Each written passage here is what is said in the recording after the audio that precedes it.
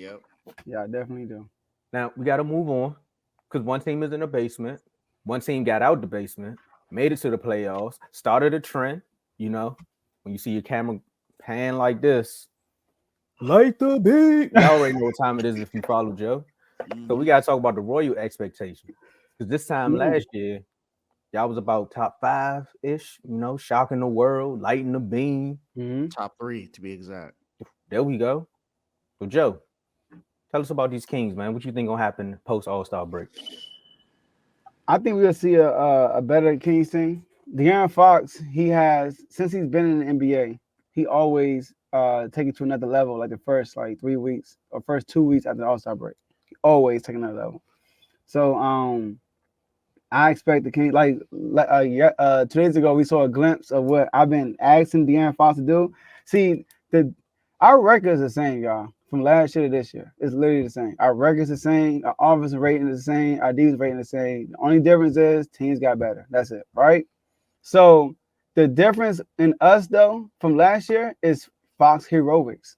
Like as y'all know, last year De'Aaron Fox was Mr. Clutch. I can name multiple games when down the stretch Fox won us by himself. Like against the Mavericks, sorry, Kevo, against Kyrie and Luca, he scored 27 points in the fourth quarter and overtime. All right, so that Utah Jazz had 24 in the fourth quarter against Utah Jazz. Right against Chicago, hit the game winner. You know, like I can name a bunch of games where in the fourth quarter he just took off.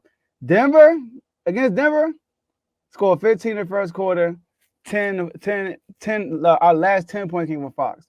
So he's turned that corner. And then against Phoenix, he had a good fourth quarter too. We just couldn't close the deal. It was some stuff that happened. So I expect us to be better. We are the AC right now. I expect us to be we might finish six. You know what I mean? I'm not gonna come here and say that I expect us to be top four, top three, because the Nuggets are the fourth seed and they got us by like a four games. Like 4 games they're in front of us. So we could possibly catch them, but in between them, you got New Orleans who beat us 3 times already. So they got the tiebreak on that. And the Suns, who we're tied 2-2, and we play on one more time in the year. But we're not going backwards at all. So Kevin, we what did say? Hey Joe, Mavs are better, Brody. Hold on. What you talking about? You talking about us? Oh, anyways. He is talking about y'all, We better than us? I guess. Listen, man, look, I'm looking at right now. The Kings, They're better I than ain't last. worried. I ain't worried about nobody in the West. But I don't I would rather not see New Orleans first round. I'd rather not see the Clippers first round. And I guess Denver because they're Denver. But anybody else, I'm not afraid of. I'm not afraid of Mavericks. I'm not afraid of OKC. I'm not afraid of. Oh, Minnesota's also a bad matchup for us because of their size and length. But everybody else, I'm comfortable going into that. Hey, I know what I said. I know what I meant. You can take your definition if you want. All right. I'm sorry. It was Teddy's face. Teddy's face is what made me do So it. I'm sorry. so yeah. So I expect us to be better, Tomo, and I'm going to say we're going to finish like a fifth or a sixth seed. But we're not going to be in our play-in. Okay, so the last person that said I ain't scared of nobody in the West, you know how that ended, right? Yeah, we lost, but you No, no, know, no. The No, last we talking player about to say that exact quote. John Okay. Morant. Remember, he said, "I ain't worried about nobody in the West," and you come out here and say it on Refuse to Lose. I'm just saying, Joe. first of all, I'm not playing for the Kings. I got the jersey on, but I ain't playing for him. All right, I'm just John saying, Wall. what's his in the universe? But yeah, he said I'll find the West though. I ain't say that. I named you like 4 teams that I ain't trying to see. Well, I learned my lesson when I picked y'all against the Pelicans, and they went out there and just showed y'all. Yeah, they tough. Again, like they're a bad matchup. Like any team where like Go ahead. how can I Any say team, this? any team that's smaller than y'all. You had a moment. You had to think Any about team that He They paused got- and was like, any team that have great wingspan, yeah, right? you know, the height advantage.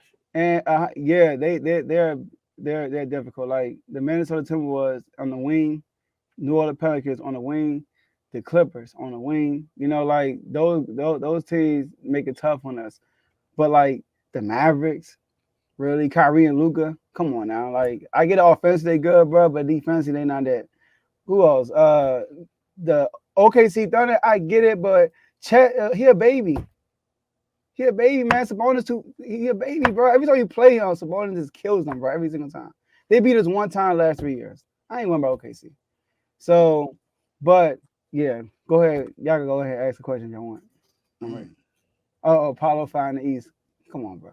Tay is the most delusional sports fan I've met. Oh, every sport though, like I swear. Yeah. I swear. but I respect his fandom though. I respect it. Too. But Whew. look, come on now. I'm not even gonna I'm gonna ignore that comment. My question for you, Joe, is because of how y'all played so far this season before the All-Star break, are you expecting that to pick up from everyone, not just including Fox? But what are you expecting from Sabonis? What are you expecting from Malik Monk and Kevin Huerter? Do you think they're going to step up and help the team get back to where they looked at where they looked, how they looked last season? Good Hold on, question, Joe. Dave. Look, I was about to say Joe looked like he in the post game. Yeah, that's a really good question, Dave. What network you from again? ESPN, Fox Sports, R12. R12. Okay. Refuse to lose. So, but okay. The Kings' issue is defensively, right? Defensively, we're inconsistent. Do y'all know that at home we are like 20th? First of all, total we 18th, right? We 18th in defensive rating. At home, we're like 21st in defensive rating. On the road, we're 10th. Bruh. Like, yes, like we're 10th. The intensity is much higher on the road. So Sabonis been playing lights out. He been averaging triple double since he's been snubbed. So I'm not even worried about him. Ask Teddy, he know about it. So I'm not worried about Sabonis. I told you about Fox. The player, Malik Monk, has been balling. Offensively, we've been good. It's just defensively we're inconsistent. I don't expect Kevin Huerter to be better defensively. I don't expect that. What I do expect though is Sasha to pick it up. I expect Sasha to play better. I listened to an interview from my sister coach today, just this morning, really, and he mentioned that they expect Sasha to pick it up because Sasha had an ankle. I don't know, nobody noticed he had an ankle injury, so they kind of like threw him off the rotation, all that stuff. So I expect Sasha to step up, and I expect Keegan to be more consistent on the offensive side of the ball. So those are the two players I would say outside of Fox. Look, Teddy, he been letting you down on the parlays. All right, so because Keegan is hurt too. Mike Brown mentioned, he said Sabonis has been playing through injury and Keegan, but they've been playing. So the All-Star break is a good time right now. And Keegan picking up the defensive load too on the defensive side of the ball is tell me relax, right? The defensive side of the ball. I said defense, right? Defense side of the ball is kind of taking a lot of like energy from him on the offensive side of the ball. So I expect Keegan and Sasha to step up. Okay. One more question before anyone else asks you a question. What are your how impressed are you that Keegan Murray has stepped up this season compared to last year? Glad you asked, Dave. So look, I don't know if you know this. In the summertime, Fox, first of all, doing All-Star break last year, Fox, he told the reporters, he said that I told Keegan he need to develop a bag. You need to work out with me. You need a bag, all right? So he played Fox. I told y'all he played Fox one-on-one all summer, almost every day in the summer, right? And because Fox stayed in Sacramento because they had a new baby and all that stuff, he didn't really travel. So, and my mindset was, oh, he gonna develop a bag, but not thinking he got to guard Fox. Like he had to guard Fox one-on-one, no help, no picker, just you on the island, and that helped them tremendously defensively. Like I'm not sure you know this either. He's the number one ISO defender in the NBA right now, allowing the lowest field goal percentage on the isolations. So I'm now offensively, he still ain't got no bag. Like he got one move. Like everything he does is on the run, like off the dribble handoff. Sometimes he'll like dribble, he'll throw behind his back and hit a step back. He'll do something like that, which I like that move in real life, by the way. I be doing that myself. So you ever play me, look out for that move. But I am excited about him defensively and his aggression. I would say that because he will pass off the ball and Mike Brown is screaming at him and throw him on the bench. I told last thing for you is a story. he had a ball, he's wide open, and he hesitated, he passed it. Mike Brown, I can see him on the sideline, kirking, like screaming. And then he grabbed somebody, he said, go. I can see him grab somebody to take kicking out. And then we get a steal. Keegan comes down, pulled a three, and made it. Said something to Mike Brown and walked off, right? And he told Cuz to sit back down. Mike Brown said on the press conference that Keegan was like, F you. You know, so he's aggressive. He's way more aggressive this year. So that's one thing I'm excited to see. Yeah, I had to ask because he put up 28 on us, even though we won that game. Yeah. So Well, I felt I like mean, y'all want to talk against losing streak. Y'all were begging for a win, so I get it. don't matter. We still won. well, I was going Okay about that. I was And going you guys said won 12 games. It was a 7-game losing streak. We I was gonna- we in the yard win losing streak and the Charlotte Hornets. God damn, and the Detroit Pistons. God, go ahead, Dumbo. I was going to piggyback off the defense comment because seeing as though y'all lost to the Pistons, how could your defense improve? But you did answer the question already. But it seems like going off of what you were saying, there's a lot of individual pieces that can play defense. Is there a way Mike Brown can get back and tap into the team to get the entire team to play at that same level? Do you think that can happen? The issue with us is we don't have rim protection.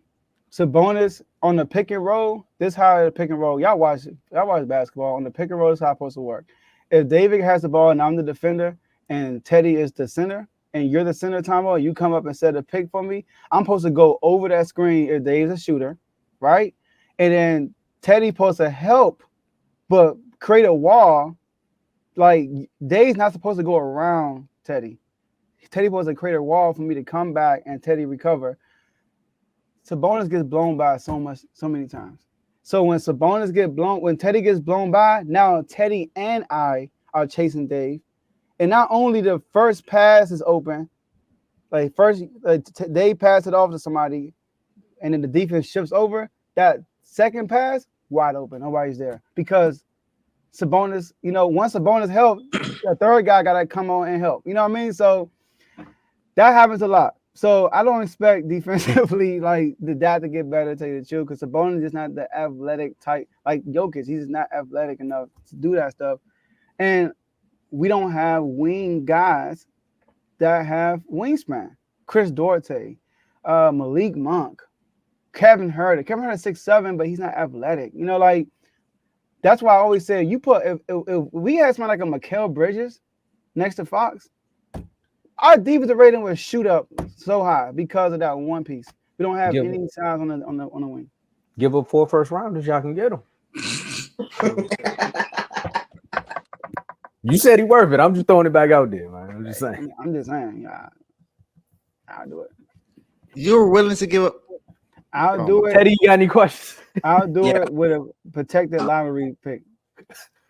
So, Joe, on a scale of 1 to 10, how disappointed are you in the Kings trade deadline? At the time, it was like a 9, but now it's like a 2 or 3. I'm not disappointed because what was available? Like, think about it, right? Kuzma, Bridges.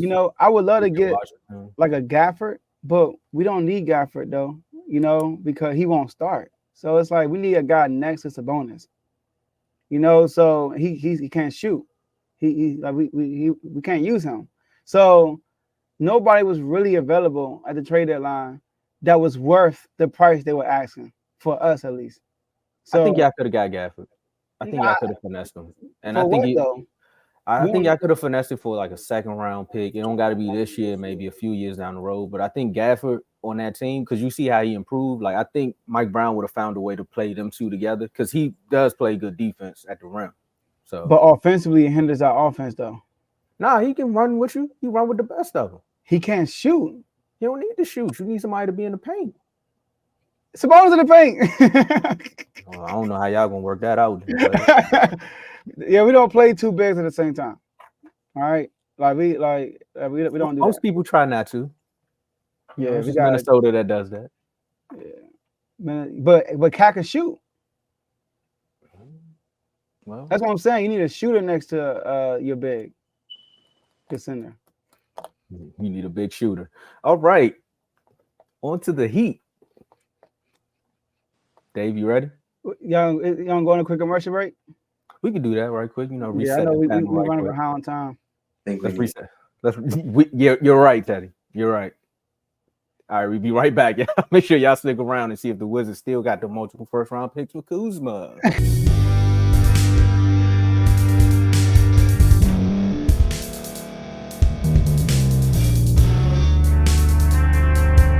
Thank you for staying to the end. If you're watching this on YouTube, please like this video, subscribe, and also hit that notification button so you can be notified next time we put out a video. If you're listening on any podcast platform, subscribe and hit that notification button, y'all, so you can be notified we put out another podcast audio.